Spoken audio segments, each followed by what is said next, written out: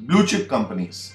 The name blue chip is given because in the game of poker, the blue chip have the highest value. The blue chip is share of a company with national reputation for quality, reliability, long record of stable and reliable growth, and ability to operate profitably in good times and bad. Blue chip stocks are seen as less volatile investments than owning shares of a company without blue chip status. Investors may buy blue chip companies to provide steady growth in their portfolios. Bull and bear market. The terms bull and bear market are derived by the way in which these animals attack their opponents.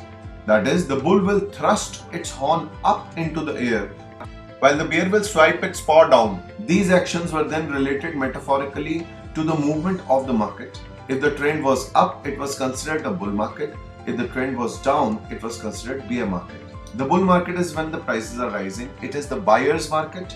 A bear market is a general decline in the stock market over a period of time. A bull market is associated with increasing investor confidence and increased investing in anticipation of future price increases, that is capital gains. A bear market is a transition from high investor optimism to widespread investor fear and pessimism.